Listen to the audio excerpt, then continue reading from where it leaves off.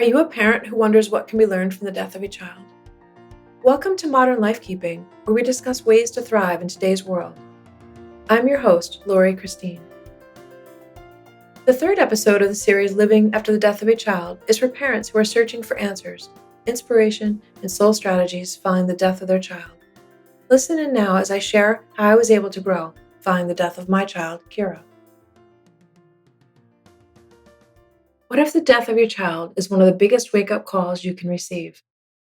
What if this wake-up call is an invitation to explore how you perceive life and death, as well as how you show up as a parent to yourself and others?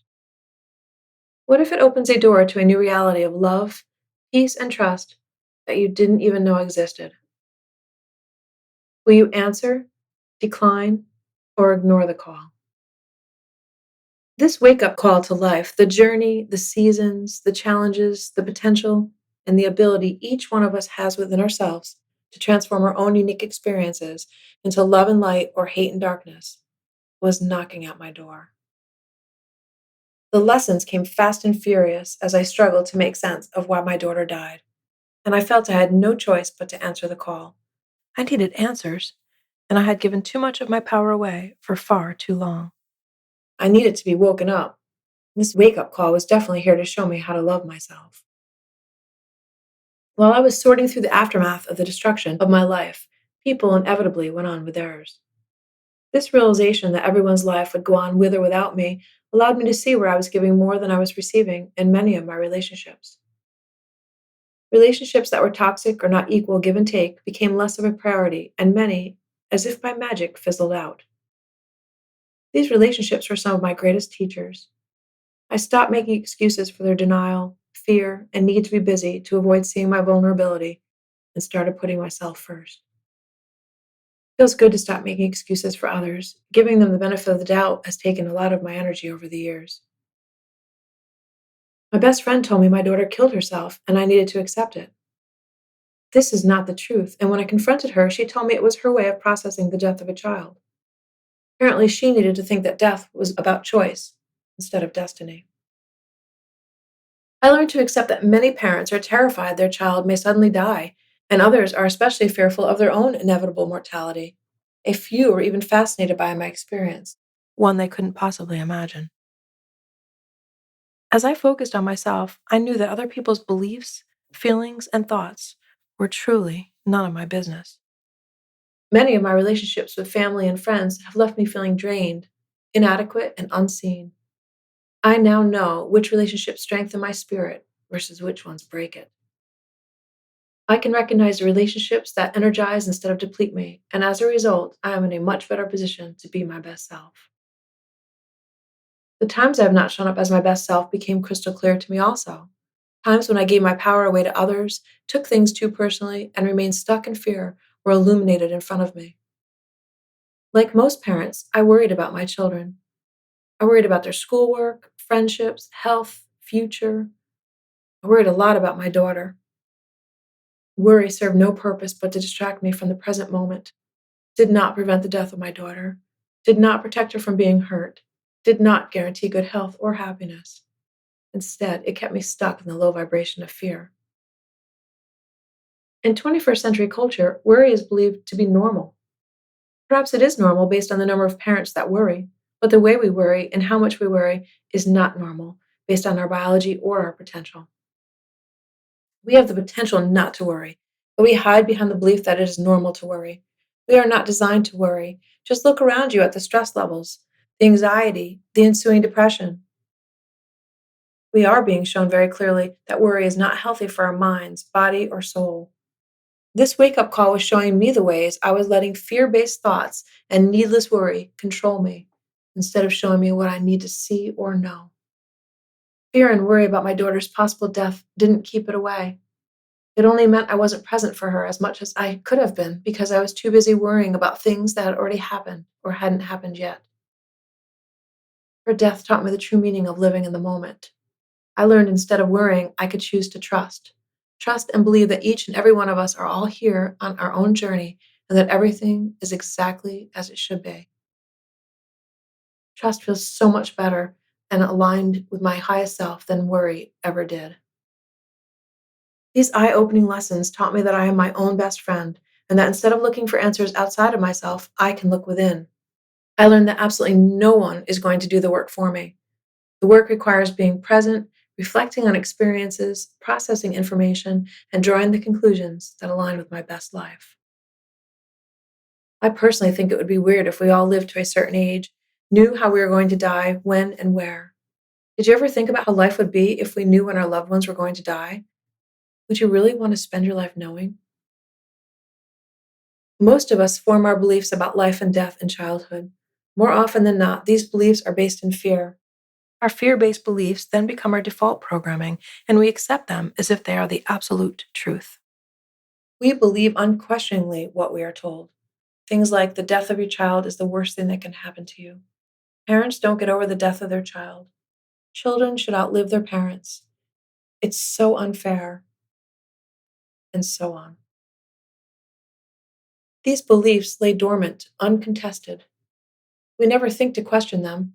Many are so pervasive in our various cultures that the thought to question them never even occurred to us. However, when our beliefs are questioned, these illusions, masquerading as truths, just don't hold up to reality. My choice was to see my beliefs and accept them as they are, or to question which beliefs serve my highest good. As I processed the experience, I chose to question my beliefs and to shift my perspective into better feeling beliefs. I chose to see things through a lens of blessings and lessons instead of guilt and remorse. I chose to reach for better feeling thoughts. I chose to believe my daughter is exactly where she is meant to be. As parents, we have this unsaid expectation that our children will outlive us. A belief otherwise would serve us so much better. It would lead us to the present moment. It would keep us grounded in reality. Reality is that children can and do die before their parents. Our personal power lies in our ability to choose what we believe. Beliefs dictate what we think, and what we think influences what we feel and how we react or respond to our circumstances. I made a promise to myself I would rebuild my heart on stronger foundations that were based on beliefs that did serve my highest good of joy, peace, and unconditional love. I personally chose to believe that my daughter lives on in my heart. I choose to believe that she was on her own separate journey. I choose to believe that my child answered to her soul, not mine. These beliefs feel right to me, and that's all that matters. I wasn't owed the life of my daughter. It doesn't matter what I think I deserve or what I think I have earned. It doesn't matter if I think I have been a good person. Death is on its own schedule, and that schedule is clearly none of my business.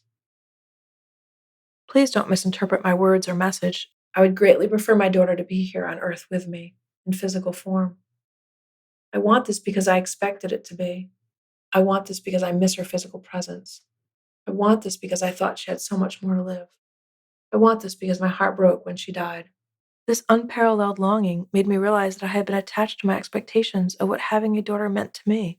I was left to mourn the perceived loss of her milestones, achievements, and accomplishments. My attachment to an expectation had zero power to keep my daughter here when her soul said it was time to go. Besides, what if she was never meant to have those milestones? What if these milestones are only material and unrelated to our soul growth? What if they are all just illusions? What if I released my expectations of how things should be? If I let go of my need to have all the answers, my fear of death, and the illusions that I could predict and control the future? What if I had less resistance to the flow of life? What kind of person and parent would I be then? Imagine if you consciously chose the programs your mind ran instead of running automatic programs that often lead to utter despair. What would that look like? Who would you be? How would you feel? What if we choose to believe that life is meant to be mysterious? Everything is exactly as it should be. We each have our own journey and purpose, and that the soul of someone never dies. Oh, yeah, what if we knew we were already perfect? What if? We all have the power to perceive things in ways that expand instead of contract us. This ability to choose my thoughts and beliefs kept me from falling into a black hole of grief and despair. The death of your child is not the worst thing that can happen. You just think it is. You can get over the pain. It just feels like you can't. The reality is, children do not always outlive their parents. We just think they should. The death of a child means whatever you think it means. Make what you think it means something that uplifts you. Embrace better feeling thoughts as one way of honoring the life of your child in a way no one else can. And so, as I gather up my lessons, no consolations for my daughter's physical death, but understanding that it is not how it works, I embark on a new journey where she is not physically by my side, but her spirit is in my heart in a way it never was before. Thank you for listening to this week's episode of Modern Life Keeping, brought to you by Keara Kisses.